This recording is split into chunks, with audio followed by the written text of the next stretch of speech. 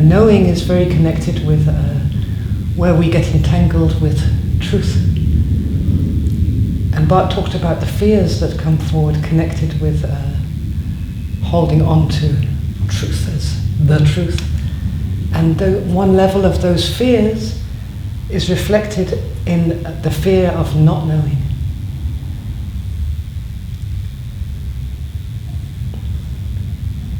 When we feel we don't know something,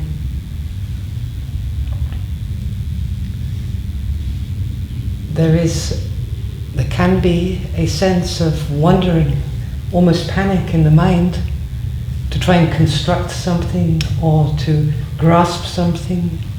You can recognize it. You just don't know. Also, the Dalai Lama says that the greatest strength and wisdom comes from saying, I don't know.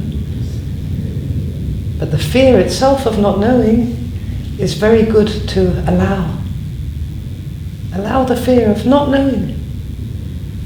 This is quite a key to moving to a deeper authenticity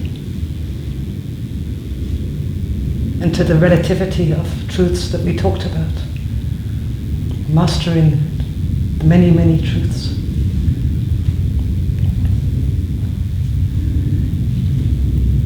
On the next level, the same applies to experiencing, to feeling.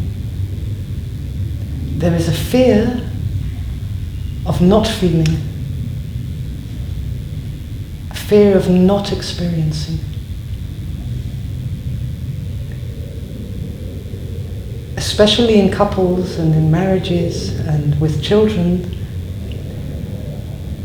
love should always be there. And you can say it with the mind, I love my child, I love my child, I love my child, and invite the feeling, but love can't flow without space, which comes from actually sometimes not feeling love. Experience can most truthfully occur and arise from a space of no experience. Otherwise, it's a kind of reaction to a reaction to a reaction, and in a way, we're caught. We don't really get to the truth behind it. We don't go deeper. So the fear of not feeling, like in the fear of not knowing, the fear of not feeling creates a kind of searching. Where is there something I can feel? Something I can hold on to? Sometimes we create an anger or a frustration, or to be able to have a sense of being real with a feeling. But actually to not experience and not to feel is very, very pleasant if we allow ourselves to move through the fear. Because it's relative. Also, not feeling is not forever. It's not like we immediately go into a depression and never feel again if we allow that we're just feeling really nothing. There's a spaciousness in it when we allow it. The kind of spaciousness which tends to be the backdrop to more truthful experience.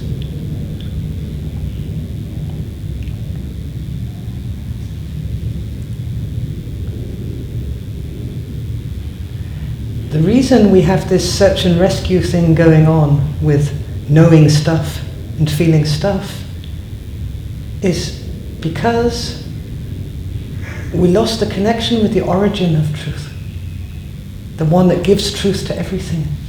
And that's that which is able to know and that which is able to feel. It's the one which is feeling. It's you. The truth will always be found in that which is behind the thoughts, the feeling. This is where the truth is given from, even in a relative sense. It's where the truth is experienced from. But the experience is not the truth. The truth, the direction towards a truth beyond words and feeling is always in perception. That which is aware is relatively much more truthful than that which is the object which we are aware of.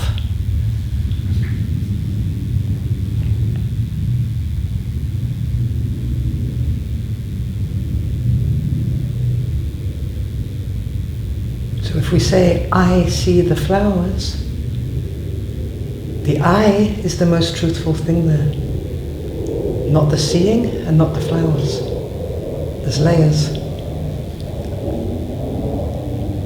The place behind the seeing. And within this I can see the flowers from this perspective, and from this perspective I can allow other perspectives. The I is more authentic.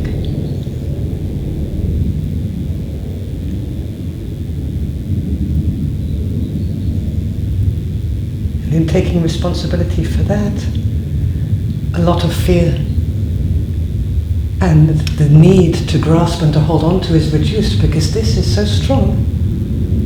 Why do we need to hold on? Why do we need to make a truth absolute? We don't need to anymore, because it can be temporary, because I is always there. I am always there. And I can change my opinions or thoughts or feelings because I is the same. So there's a freedom.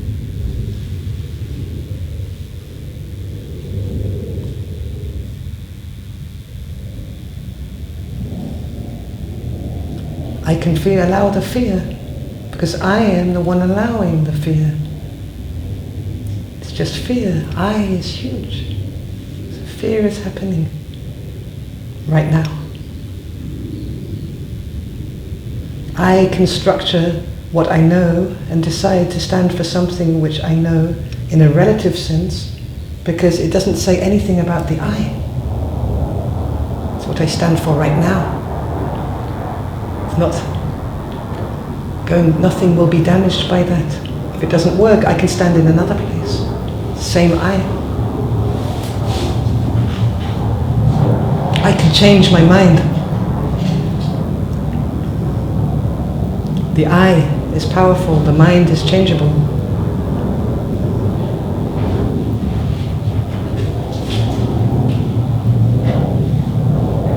So it's very, very good to allow these spaces of the fear of not knowing, to allow the fear of not knowing, and to allow the fear of not feeling, not experiencing.